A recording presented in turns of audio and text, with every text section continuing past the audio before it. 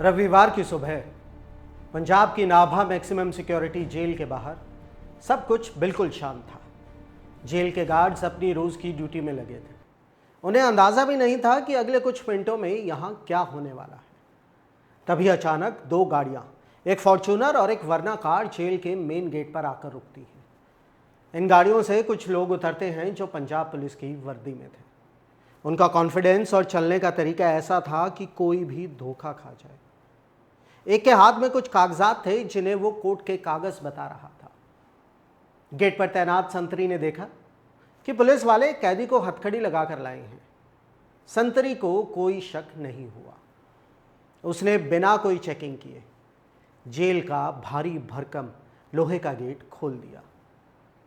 लेकिन ये कोई असली पुलिस वाले नहीं थे। ये पंजाब के सबसे शातिर गैंगस्टर्स की एक टीम थी, जिसे जेल के अंदर बैठा एक कैदी गुरप्रीत सेखों बाहर से ऑपरेट करवा रहा था।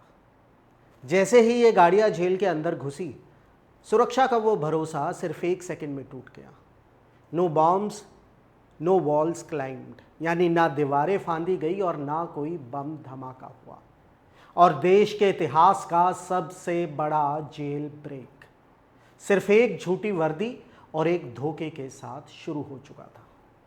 नमस्कार, मैं हूं परवेश पामल और आप देख रहे हैं स्टोरीज ऑन स्पॉटलाइट। और आज हम बात करेंगे देश के सबसे फेमस नाभा जेल ब्रेक की।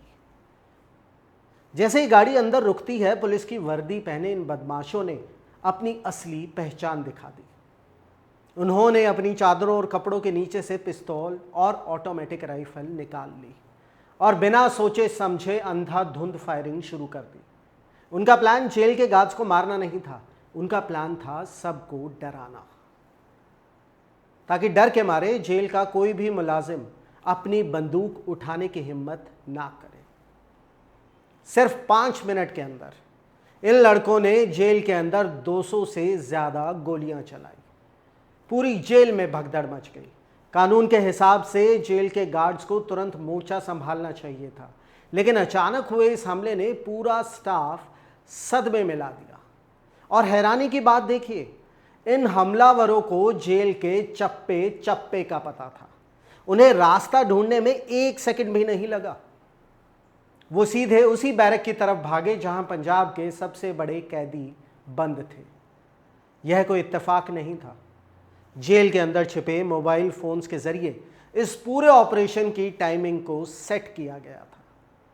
हमलावर सीधे बैरक के पास पहुंचे और वहां लगे भारी तालों को तोड़ना शुरू कर दिया।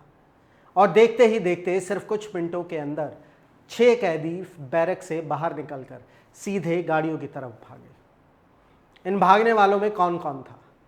खालिस्तान लिबरेशन फोर्स का चीफ हरमिंदर सिंह मिंटू, कश्मीर सिंह और पंजाब के 4 सबसे खूंखार गैंगस्टर हरजिंदर सिंह भुल्लर उर्फ विक्की गौंडर, गुरप्रीत सेखों, नीता देओल और अमनदीप धोतिया। सुबह के ठीक 9:04 गाड़ियां बैक गियर में घूमती है, हाईवे पर धूल उड़ती है और वो सब गायब हो जाते हैं। और इस पूरे काम में कितना समय लगा? सिर्फ 540 सेकंड, यानी सिर्फ 9 मिनट। बिना किसी के मरे, बिना किसी के जख्मी हुए पंजाब की सबसे सुरक्षित जेल को दिन दहाड़े लूट लिया गया था। यह सिर्फ एक जेल ब्रेक नहीं था, यह सीधे हमारे सिस्टम के मुंह पर एक करारा तमाचा था। नाभा जेल का गेट टूटने के ठीक आधे घंटे के अंदर पंजाब ही नहीं बल्कि हरियाणा, राजस्थान और उत्तर प्रदेश में हाई अलर्ट घोषित कर दिया जाता है। हर छोटे बड़े हाईवे पर पुलिस की नाकाबंदी कर दी जाती है। पुलिस के वायरलेस पर सिर्फ एक ही मैसेज गूंज रहा था: 2 गाड़ियां हैं, फॉर्च्यूनर और वर्ना, बंदे हथियारों से लैस है, देखते ही गोली मार दो। लेकिन इस अफरा तफरी के बीच पंजाब के ही एक बॉर्डर पर पुलिस से एक ऐसी भयानक चूक हो जाती है जो इस पूरी कहानी में एक बेहद दर्दनाक मोड़ ले आती है। पटियाला के एक बॉर्डर पर पुलिस की एक टीम खड़ी थी। इस नाके पर तभी दूर से उन्हें एक स्विफ्ट कार आती हुई दिखाई देती है। पुलिस वाले हाथ देकर कार को रोकने का इशारा करते हैं, लेकिन शायद कार चलाने वाला घबरा गया। उसने कार की रफ्तार बढ़ा दी। पुलिस को लगा कि जेल तोड़कर भागने वाले बदमाश इसी कार में हैं। बिना सोचे समझे एक पुलिसकर्मी फायर कर देता है। गोली सीधे कार के अंदर बैठी एक लड़की को लगती है। उस लड़की का नाम था नेहा, जो एक आम डांसर थी और अपनी टीम के साथ शादी के एक प्रोग्राम में जा रही थी। नेहा की मौके पर ही मौत हो जाती है। इस एक हादसे ने पंजाब पुलिस को पूरी तरह बैकफुट पर ला दिया। जनता का गुस्सा भड़क रहा था और असली मुलजिम राज्य की सीमा पार कर चुके थे। लेकिन वो कहते हैं कि कानून के हाथ लंबे होते हैं। जेल ब्रेक के कुछ ही दिनों के अंदर इंटेलिजेंस की मदद से पुलिस एक एक करके इन शिकारों को दबोचना शुरू करती है। खालिस्तान लिबरेशन फोर्स का chief Harminder Singh Mintu Delhi railway station से पकड़ा जाता है। वह अपनी दाढ़ी ट्रिम करके हुलिया बदलने की कोशिश कर रहा था। इसके बाद गुरप्रीत सेखों, नीता देओल और अमनदीप धोतिया भी सलाखों के पीछे पहुंचा दिए जाते हैं। लेकिन एक नाम अभी भी पुलिस के लिए सिरदर्द बना हुआ था। वो नाम था विक्की गॉन्डर। जेल से भागने के बाद भी वो पुलिस को सोशल मीडिया पर खुले चैलेंजेस दे रहा था। पुलिस के लिए यह अब इज्जत की लड़ाई बन चुकी थी। तारीख थी 26 जनवरी 2018। पंजाब पुलिस की स्पेशल टीम को इनपुट मिलता है कि विक्की गॉन्डर राजस्थान बॉर्डर के पास एक सुनसान घर में छुपा है। शाम के करीब 6:30 बजे पुलिस की टीम उस घर को चारों तरफ से घेर लेती है। पुलिस सरेंडर करने को कहती है, लेकिन अंदर से जवाब आता है सीधा गोलियों से। दोनों तरफ से ताबड़तोड़ फायरिंग शुरू हो जाती है।